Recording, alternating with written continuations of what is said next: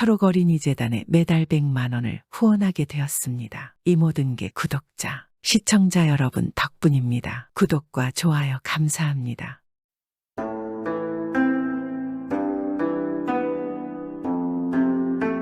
옛날 옛적에 청렴하고 강직한 젊은 정승이 있었습니다. 그는 황정승으로 젊은 나이에도 불구하고 나라에서 높은 벼슬을 하고 있었습니다. 황정승에게는 한 가지 신기한 능력이 있었습니다. 황정승이 어느 날 집 앞에 산보를 하고 있었는데 갑자기 한 초가집을 지나가다 멈추는 것입니다. 그리고 발길을 멈추고 허공을 보며 크게 호통을 치는 것입니다. 이놈아, 여기는 네가 있을 곳이 아니다. 어찌 저승사람이 이승사람에게 해를 끼치려 하는 것이냐? 빨리 이 집에서 나가지 않으면 너는 염라대왕에게 끌려가 평생 지옥의 화염불에 살 것이다. 지금이라도 늦지 않았으니 그냥 간다면 너의 죄를 아무도 모를 것이다. 그러니 후회하지 말고 당장 나가거라. 황정승이 초가집 앞에 허공에 대고 호통을 계속 치자 초가집의 방문이 열리며 하나나기 아이를 업고 나오는 것입니다. 그리고 황정승을 보고 놀라며 말하는 것입니다. 나으리 고맙습니다. 나으리가 호통을 치자 계속 아파서 시름시름하던 제 아이가 열이 멈추고 정상으로 돌아왔습니다. 이것은 필시 나으리께서 이 아이를 낫게 해주신 것이죠. 그러자 황정승은 안악에게 말했습니다. 예전에 이 마을에서 동냥하며 살던 어린 거지가 죽었지만 자신의 신세를 한탄하고 저승에 가지 못하고 이승에서 헤매다 자네의 아들을 보고 질투가 나서 몸에 들어가 있던 것이오. 그래서 아이가 시름시름 앓았던 것이고 조금만 늦었어도 아이를 영영 볼 수 없었을 것이오. 이제는 모든 게 끝났으니 아이는 괜찮을 것이오. 안악은 연거푸 황정승에게 고맙다고 고개를 숙이고 황정승은 가던 길을 맞아갔습니다. 황정승의 신비한 능력은 죽은 홀령을 볼 수도 있고 말을 할 수도 있는 것입니다. 이런 황정승에게 옛날부터 함께 수학하던 아주 사이가 막역한 친구가 있었습니다. 그런데 이 친구가 몹쓸 병에 걸려서 몸져 눕게 되자 이 황정승은 친구가 걱정되어 찾아갔습니다. 친구는 황정승을 너무 반겨주었습니다. 하지만 곧 눈물을 흘리며 말했습니다. 내가 곧 죽을 것 같아 병이 심상치가 않아. 나는 죽는 것은 아무렇지 않으나 내가 없으면 혼자 되는 내 어린 아들은 어떻게 될지 막막하이. 여보게 만일 자네 사정이 된다면 내 아들을 좀 걷어줄 수 있겠는가. 내가 믿을 수 있는 것은 자네뿐이지 않은가. 그러자 황정승은 친구의 손을 꼭 붙잡고 말했습니다. 자네의 아들은 곧 내 아들이야. 내가 잘 키울 테니 그런 걱정은 하지 말게나. 내 장성에서 혼인할 때까지 살뜰히 챙길 것이야. 하지만 하나 내게 약속을 하나 해주게. 자네가 죽은 다음에 내 곁에 와서 자네가 저승에서 어떤 일들을 겪었고 어떤 대우를 받았는지 그 이야기를 꼭 좀 들려주었으면 하네. 약속할 수 있겠는가? 친구는 그러겠다고 하고 약속을 하였습니다. 그리고 잠시 후 아들의 장례를 부탁하고는 조용히 눈을 감았습니다. 황정승은 슬퍼하며 친구의 장례를 치르고 친구와 약속한 대로 아들을 데려다 잘 키웠으며 열심히 가르쳤습니다. 어느덧 세월은 10여 년 흘러 친구의 아들은 좋은 집안의 딸과 혼인하게 되었습니다. 혼인날이 되자 온 마을 사람들이 모두 집에 모였습니다. 그리고 황정승 때문에 나라의 고관대작들과 관리들도 참석했습니다. 이곳에 모인 고관대작과 관리들은 나란 일을 하면서 부정과 부패로 썩은 사람들도 많았습니다. 황정승은 이들이 마음에 들지 않았지만 자신의 힘으로만으로는 이들을 벌할 수 없었습니다. 그런 이들도 내키지 않는 혼인식에 참석을 하고 싶지 않았지만 그래도 나라에서 임금님의 가장총애를 받는 황정승이기에 어쩔 수 없이 참석을 한 것입니다. 혼인이 시작하려 하는데 정작 신랑의 양부인 황정승은 방 안에 틀어박혀서 나올 생각을 하지 않고 있었습니다. 뭐야? 아니 신랑의 아버지가 안 나오면 어떡해? 자네가 한번 가서 살펴보고 오게나. 기다리기에 지친 손님들 중에 몇 사람이 방문을 살짝 열고 황정승이 있는 방 안을 엿보았습니다. 그런데 황정승이 의자에 걸터 앉아 깊은 상념에 빠져 있었는데 모습이 너무나 경건해 보여서 아무도 그를 방해할 수가 없었습니다. 결국 두세 시간이 흐른 뒤에 드디어 황정승이 방에서 나왔고 혼인식에 참석하였습니다. 늦어졌지만 혼인은 시작되고 잔치가 한창 무르익었을 때 황정승이 손님들을 향해 말했습니다. 저 때문에 혼인이 늦어져서 죄송합니다. 다만 제가 늦은 것은 이유가 있었기 때문입니다. 여러분들도 알아두시면 좋을 것 같으니 제가 이제부터 이야기를 하고자 합니다. 그는 혼인 자리에 모인 사람들에게 자신의 친구 신랑의 아버지가 생전 어떤 사람이었는지 이야기해 주었고 그를 몹시 칭찬하였습니다. 그리고는 자기와 죽기 전에 한 약속까지도 이야기하였습니다. 내 죽은 친구가 지금까지 약속을 지키지 않았었는데 바로 오늘 아까 방에서 대기하고 있을 무렵 드디어 내 친구가 나타났습니다. 나에게 안부를 묻더니 이런 이야기를 시작하더군요. 황정승은 그리고는 직접 친구에게 들은 이야기를 시작했습니다. 내가 친구에게 물었습니다. 이승에서 저승으로 가보니 어떠한가? 나에게 소상히 말해주게. 그리 내가 말하니 친구가 이야기해 주었습니다. 죽는 순간의 기분은 그리 나쁘지 않았네. 아주 부드럽고도 자연스럽게 나의 혼은 몸으로부터 떨어져 나오더군. 여러 사람이 달려들어 내 몸을 씻기기에 나는 일어나서 도망치려 했네. 하지만 그럴 힘이 없더군. 힘이 없이 누워있는데 사람들이 나를 땅에 묻고는 묘석을 세웠네. 곡소리와 연부를 하고 모두들 되돌아가는 것을 보았지. 나는 땅속 구덩이 속에 혼자 누워있는데 거 기분이 참 묘하더군. 내가 죽었다는 느낌 같은 것은 전혀 들지 않았고 당최 내가 묘지에 왜 있어야 하나 이런 생각만 들더군. 그래서 나는 집으로 다시 돌아가려고 묘지를 나가는 문을 찾았지. 하지만 아무리 찾아보아도 이 문이 보이질 않았어.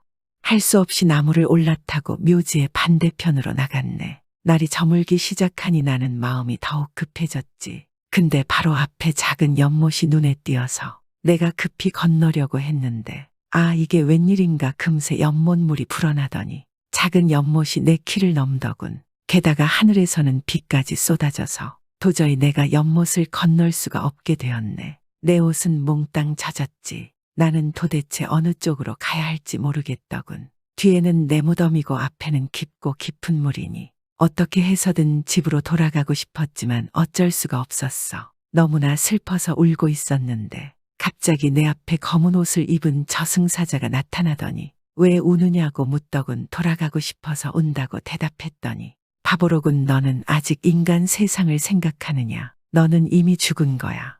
이승의 사람이 아니라고 하면서 나에게 면박을 주었네. 그러면서 나를 끌고 며칠씩이나 알 수 없는 어둠의 길로 데리고 갔네. 그리고 도착한 곳은 커다란 궁궐이 있는 곳이었어. 그곳에 들어가니 많은 알 수 없는 신하들과 아주 높은 의자에는 염라대왕이 기다리고 있었네. 나는 너무 무섭고 겁에 질려서 덜덜 떨고 있는데 염라대왕이 장부 같은 것을 보고는 나에게 말하는 것이야. 지옥에 갈 만한 죄를 짓지도 않았고 그렇다고 천상에 갈 정도로 선한 것도 아니니 지옥과 천국의 사이에 있는 큰 방에 있으라고 그렇게 심판을 내렸다네. 그 방에는 문이 2개 있었는데 하나는 지옥을 향해 열려 있고 또 다른 문 하나는 천상으로 향하고 있었네. 나는 지옥에 떨어진 사람들의 고통을 바라보는 것으로 지은 죄값을 받고 있었지. 그 사람들이 고통스러워하는 모습을 보는 것만으로도 정말 괴롭기 짝이 없더군. 지옥에 빠진 사람들 중에는 내가 아는 사람도 몇 있어서 마음이 더욱 아팠네.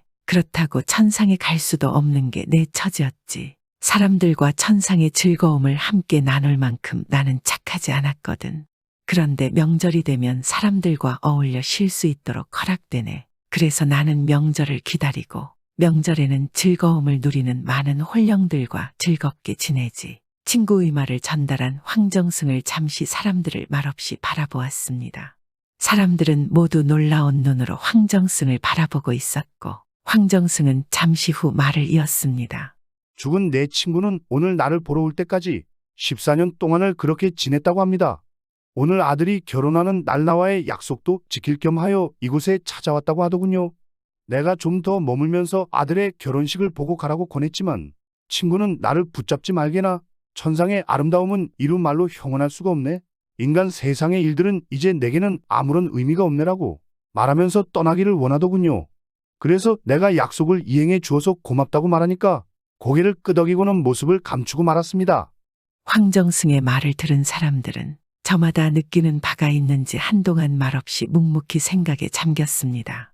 그러니 다시 황정승이 하객들에게 말했습니다. 지금 이곳에는 많은 나라의 관리들도 와 있습니다. 어떤 관리들은 백성과 나라를 위해 자신의 일을 열심히 하고 있지요. 그리고 어떤 관리는 그러하지 못하지요. 자신이 가진 권력과 힘으로 백성보다는 자신의 안위만 생각할 뿐이지요. 그런데 지금 친구의 이야기를 들어보았지만 사람이 이승에서 사는 것은 순간이요. 그냥 지나가는 먼지와 같소. 이런 짧은 순간을 위해서 어찌 희생해서 나쁜 업보를 쌓으려 하는 것인지 안쓰럽소. 그러면 내 친구가 말했듯이 진정하고 영생의 행복인 천상은 더 이상 가지 못하고 지옥불에서 영영 벗어날 수 없을 것입니다. 여기 오신 하객들은 모두 한번 잘 생각하기 바랍니다. 황정승은 더 이상 아무 말도 하지 않고 조용히 자신의 방으로 갔습니다. 하객들은 한동안 아무 말도 없다가 다시 잔치가 벌어졌습니다. 그런데 하객들 중 나쁜 관리들은 조용히 자리를 떴습니다. 그 이후에 나라의 많은 나쁜 관리들은 마음을 고쳐먹고 백성들을 위해 일했습니다.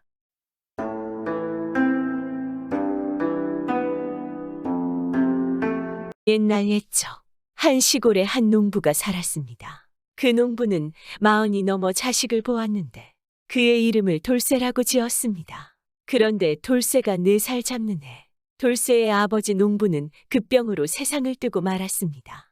돌쇠의 어머니는 돌쇠를 잘 키우라는 남편의 유언을 생각하고 애비 없는 과부의 자식이라도 세상 쓸모있는 뛰어난 인재로 키우리라고 이를 악물었습니다.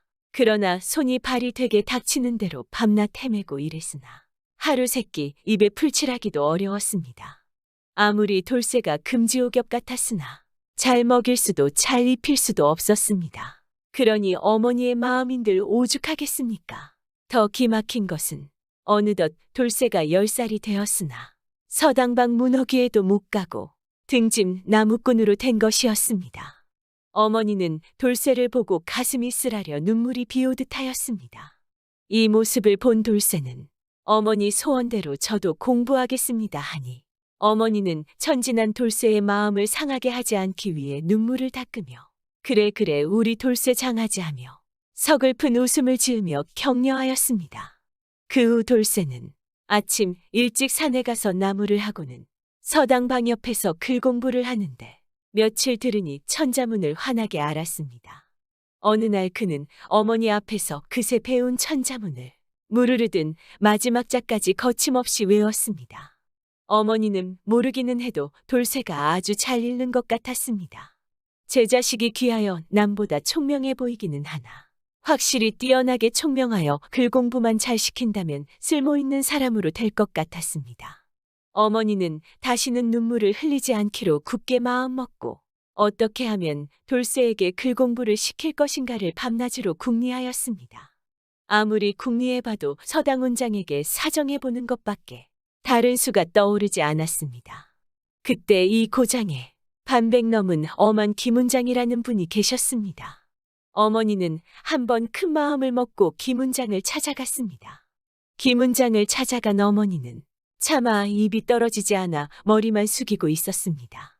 점잖고 엄한 김은장이 웬일인가 하고 거듭 물으니 그제서야 어머니는 자기도 모르게 눈물을 흘리고는 돌쇠를 공부시키지 못하는 사정 이야기를 하며 어떻게 하든 김은장님이 글 공부만 시켜주시면 앞으로 그 은혜에 보답하겠노라 하며 조심히 말을 꺼냈습니다. 김은장은 탄식하며 정 글 공부를 시키려면 짬짬이 글을 가르칠 터이니 어떤가 하며 물었습니다. 돌쇠의 어머니는 너무도 반가워 이 은혜 백골란망이나 아무것도 없으니 감사의 절이나 받으시라고 하며 진심으로 훈장에게 절을 하였습니다. 김은장도 어머니의 정성에 감동하여 눈에 이슬이 맺히더니 방울방울 눈물을 흘리며 돌쇠의 신세가 내 어릴 때와 같은지라 세상 뜻인 모친님 생각나서 이러니 늙은 게 주책없다 나무라지 마시오 하며 애써 눈물을 닦았습니다. 이리하여 돌쇠는 서당방에 들어가게 되었습니다. 글 공부를 시작한 돌쇠는 어찌나 총명했던지 하나를 들으면 둘을 아는지라 김은장은 못내 탐복하며 가르침에 정성을 쏟았습니다. 김은장은 돌쇠를 애지중지하면서도 귀한 자식 매 하나 더 때리랬다고 더욱 엄하게 가르쳤습니다. 조금만 등한시해도 절대 용서가 없었습니다.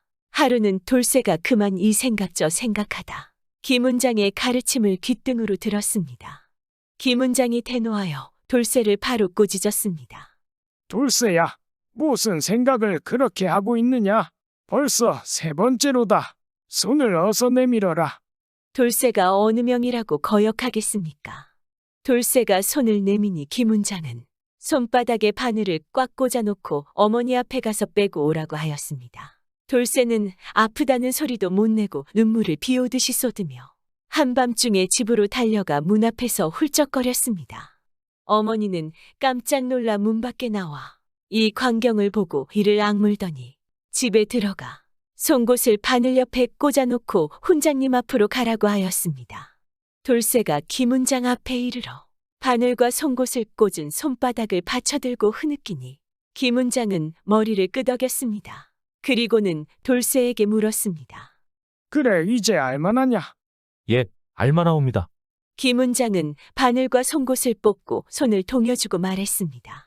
사람이란 글 공부를 해야 남이 업신여기지 않게 되고 큰 뜻을 이룰 수 있는 것이로다. 내가 아직도 정신을 못 차리니 어찌 통탄스럽지 않겠느냐? 김훈장의 엄한 가르침에 돌쇠는 크게 깨닫고 눈물을 닦으며 훈장님 가르침 가슴 깊이 새기겠노라고 하며 머리를 조아렸습니다. 이후로 돌쇠는 열심히 글 공부를 하니 2년도 못 가서 맹자, 대학 수학까지 통달하고 글을 써도 봉황이 날개 펼칠 듯 천하명필이었습니다. 이렇게 되자 김훈장은 돌쇠를 불러놓고 말했습니다. 이제 이만큼 하면 내게서는 더 배울 게 없도다. 이제는 집을 떠나야겠도다. 서울로 올라가거라. 돌쇠는 김훈장 앞에 엎드려 이만큼 배운 것도 훈장님 덕분인데 한푼 없이 서울로 갈 수 없으니 아쉬운 대로 글 공부를 그만두겠노라고 하고는 눈물을 비오듯이 흘렸습니다. 돌쇠야, 눈물을 어서 닦고 내 말을 듣거라. 김훈장은 자그마한 보따리를 꺼내놓고 말했습니다. 내가 평생 모은 돈량이 이것이로다. 이것을 가지고 서울에 올라가 보거라. 서울에 올라가면 큰일을 못하더라도 원하는 구경이라도 할 것이 아니더냐. 나는 이제는 늙었구나. 내가 세상에 나가서 공을 이루면 내 평생 뜻을 이룬 것처럼 기쁘겠구나. 그 후로 돌쇠는 훈장님의 깊은 뜻을 헤아리며 어머니와 김훈장에게 마지막 인사를 하고 서울길로 떠났습니다.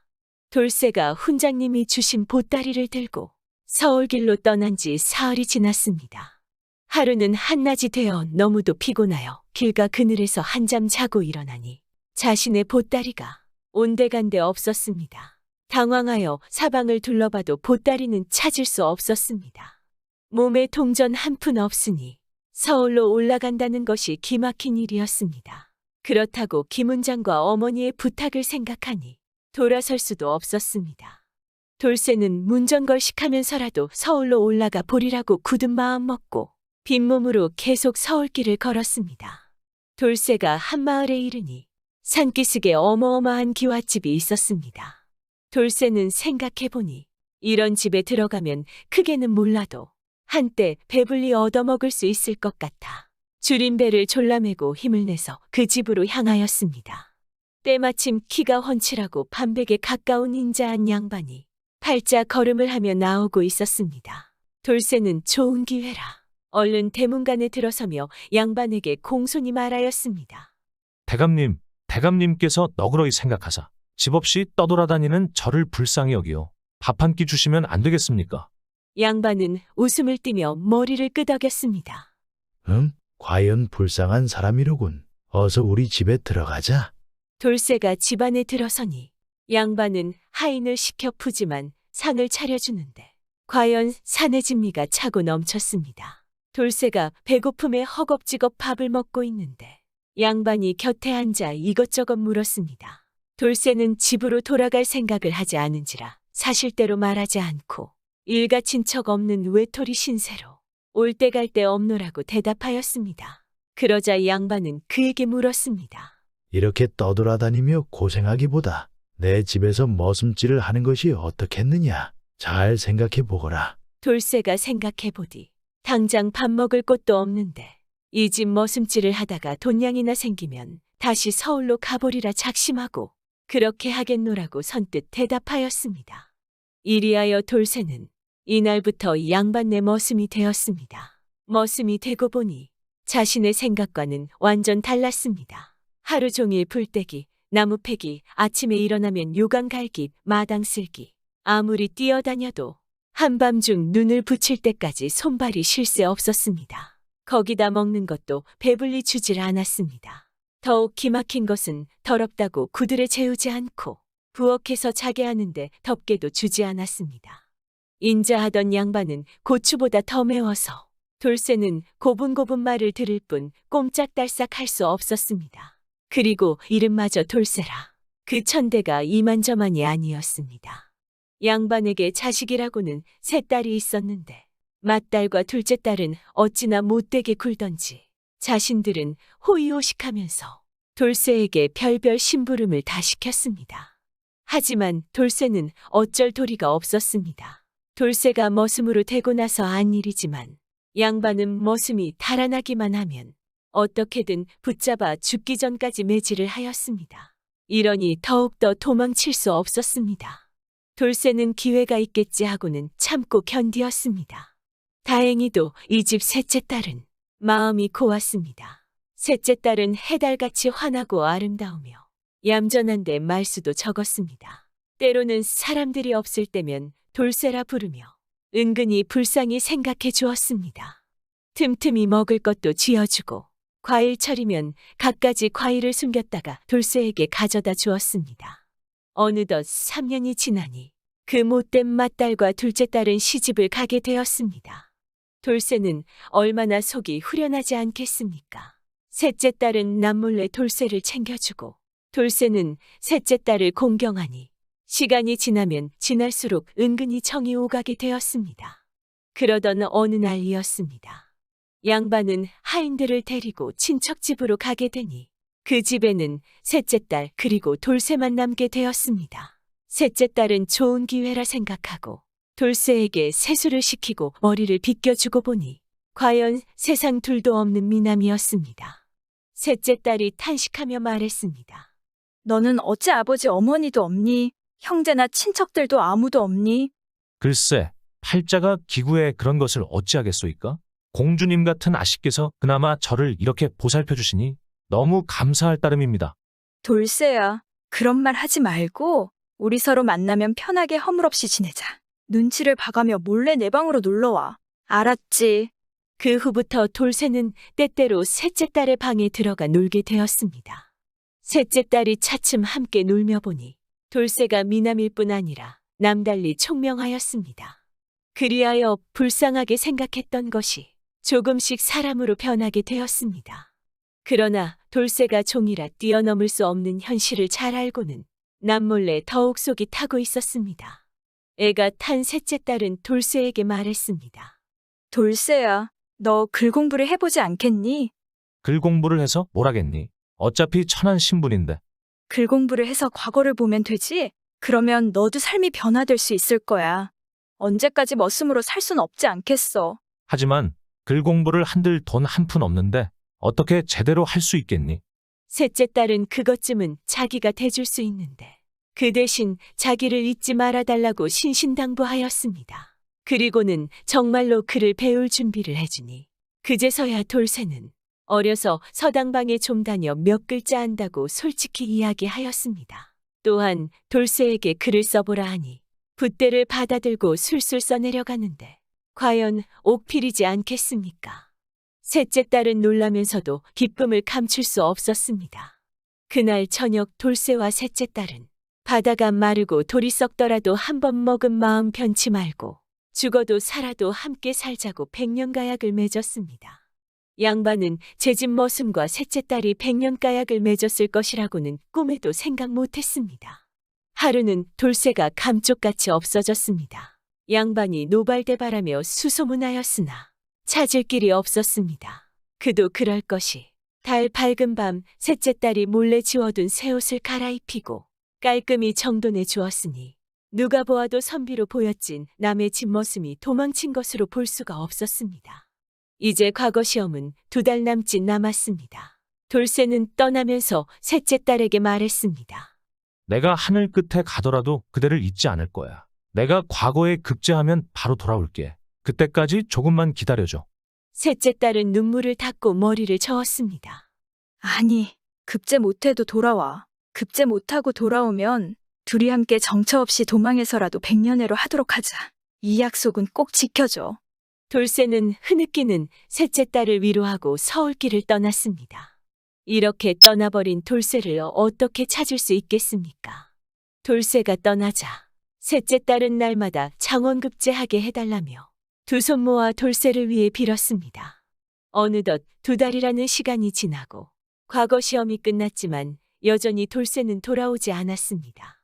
셋째 딸은 돌쇠를 기다리며 눈물로 하루하루를 보냈습니다. 하지만 이때 뜻밖의 일이 일어나고 말았습니다.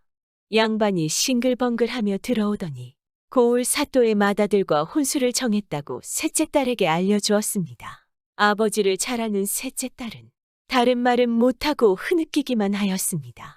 그러다가 그래도 혹시나 하고 용기를 내어 아직 부모 슬하에 있고 싶으니 제발 이 혼사를 그만둬달라고 빌어보았습니다. 양반은 펄쩍 뛰며 당치 않은 잡생각을 하지 말라고 타이르고는 횡하니 나가버렸습니다.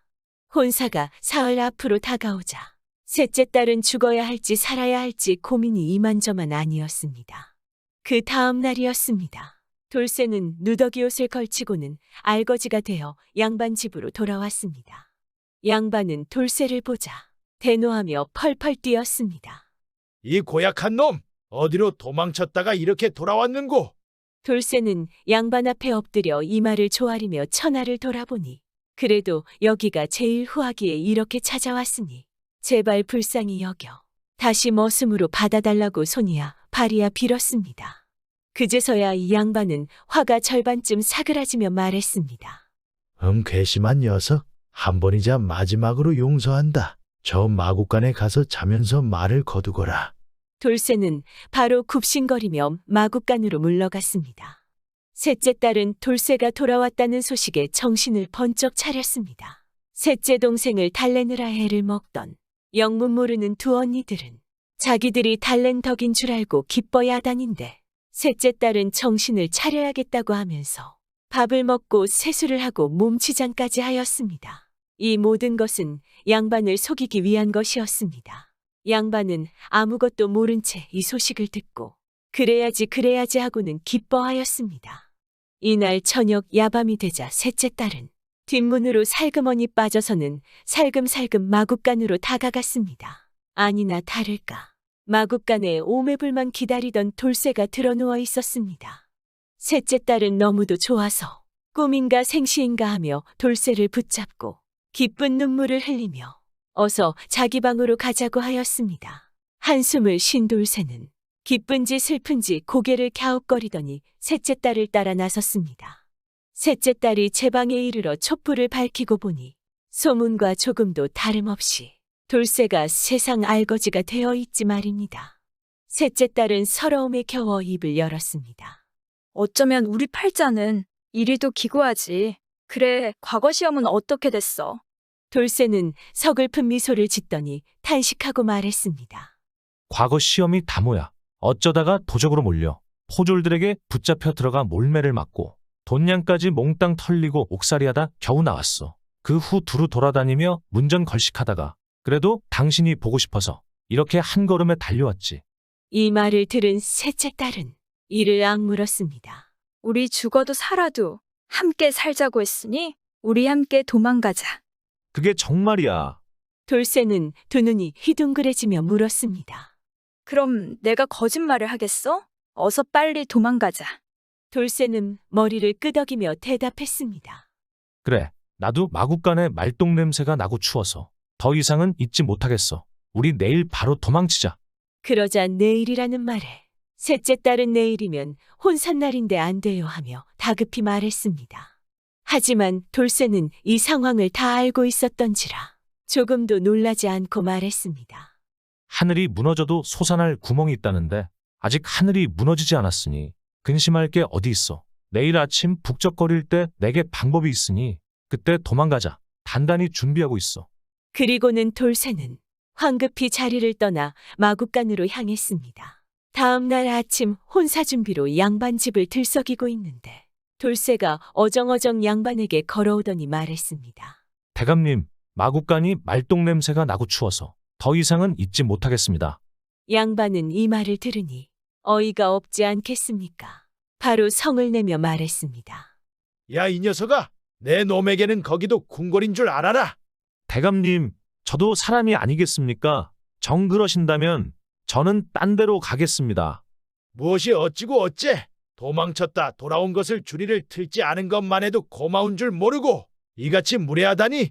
야, 이 녀석아! 양반은 돌쇠의 좌우 귀쌈을 사정없이 후려쳤습니다. 그리고는 여봐라 이놈 엎어놓아라 하며 하인들에게 명령하니 하인들은 바로 돌쇠에게 달려들어 그를 엎어놓았습니다. 그 후 매질을 하려는 순간 벌떡 일어나더니 암행어사 출도요라고 외치며 가슴에 마패를 꺼내들었습니다. 그 순간 양반과 하인들은 순간 놀라 얼음이 되고 말았습니다. 아침이 되어 도망치려고 보따리를 들고 나섰던 셋째 딸은 이 광경을 보고 꿈이냐 생시냐, 꿈이면 깨지 말라고 가슴 졸이다가 정말인지라 너무 기뻐서 얼씨구 절씨구 하며 덩실덩실 춤을 추었습니다. 그리고는 역시 내 서방님이지 하고는 돌쇠의 앞에서 절을 하는 것이었습니다. 돌쇠는 황급히 셋째 딸을 부축해 일으키고 나를 끝까지 믿어줘서 고마워하며 대견스레 지그시 바라보았습니다. 그 후 돌쇠는 악착스러운 양반의 재산을 몰수하였습니다. 그 뒤로 돌쇠는 양반의 셋째 딸을 데리고 고향으로 돌아가 혼례를 치르고 어머니와 김은장을 모시고 정사에 힘쓰며 평생을 행복하게 살았습니다. 신분의 높고 낮음 없이 끝까지 믿어주니 이게 진정한 사랑이 아니겠습니까? 오늘도 행복한 하루가 되시길 바라봅니다.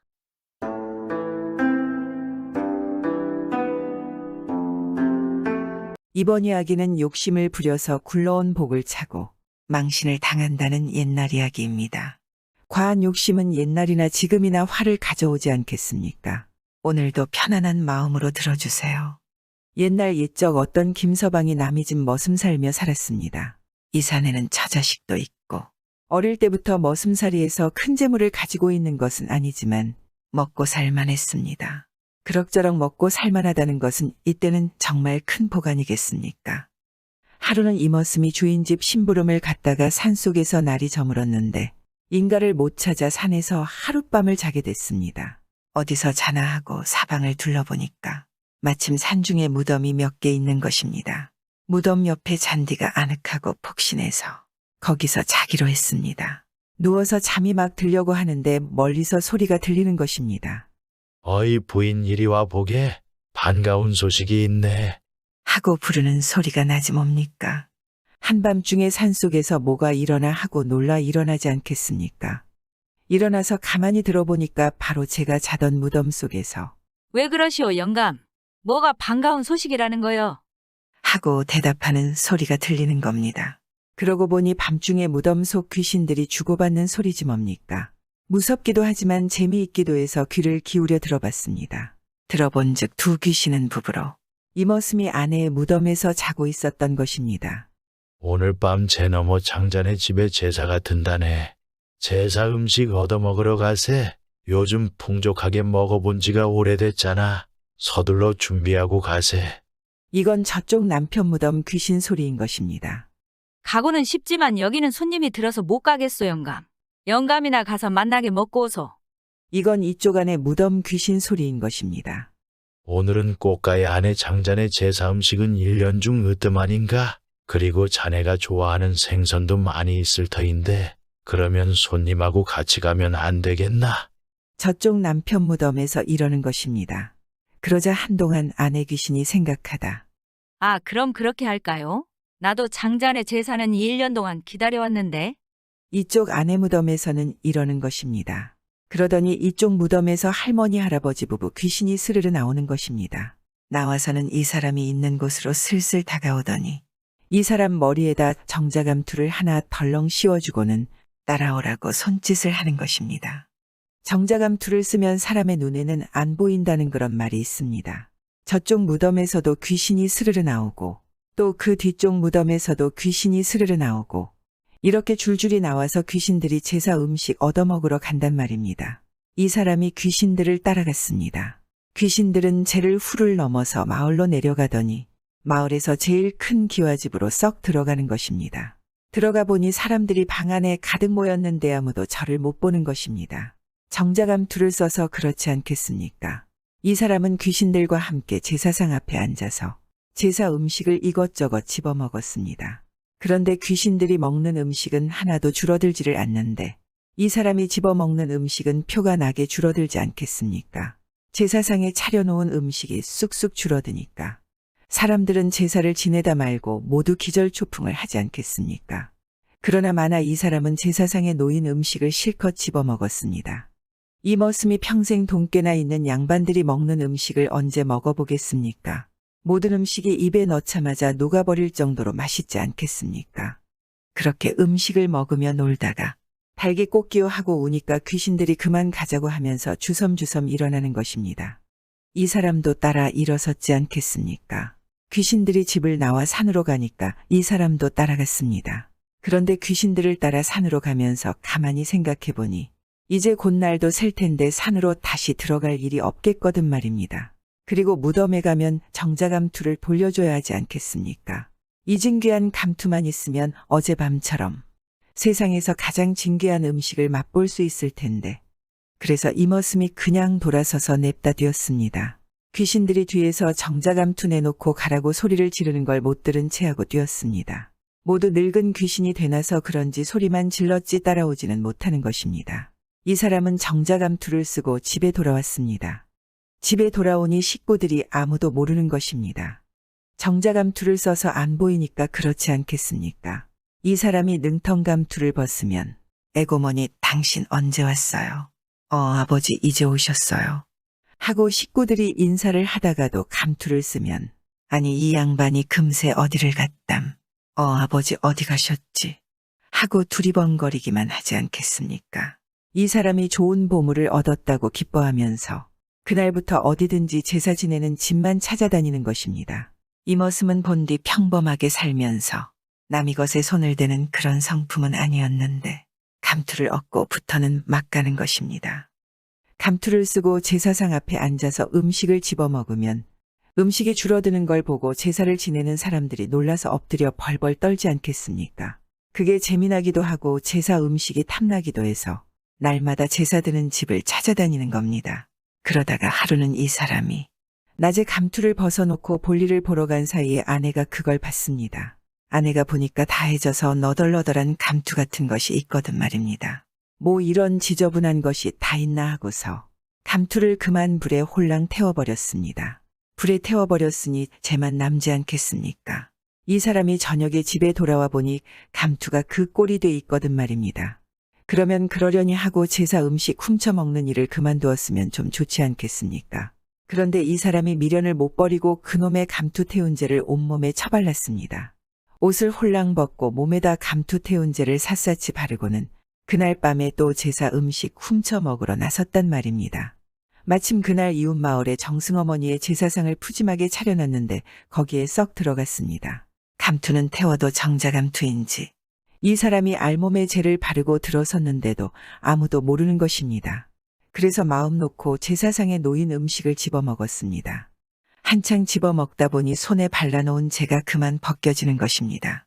맨손으로 음식을 집어먹으니 재가 저절로 벗겨져 나갈 것 아니겠습니까?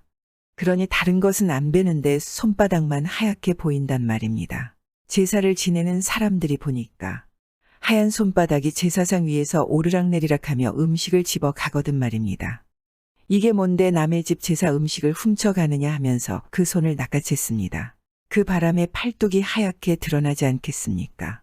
제관들이 달려들어 붙잡고 재를 죄다 닦아내니까 알몸뚱이 사내가 쑥 나타나지 않겠습니까? 그러니 일났습니다. 제사 음식 훔쳐먹은 도둑놈이라고 실컷 얻어맞고 온 동네에 소문이 나서 더 이상 이곳에 살 수 없어서 가족을 데리고 아무도 없는 산속으로 들어갔습니다. 이 머슴은 우연히 먹은 제사 음식의 맛을 잊지 못해서 귀신의 감투도 훔치고 남의 제사 음식까지 탐하는 죄까지 짓고 마을에서 쫓겨난 것입니다. 요즘 우리들도 뜻하지 않는 행운이 생긴다고 평생 살아온 선한 마음이 흔들린다면 이 머슴처럼 되지 않겠습니까? 행운이 들어온 게 아니라 불행의 시작일 수 있습니다. 조심히 잃지 않고 살아갔으면 좋겠습니다. 구독은 공짜입니다.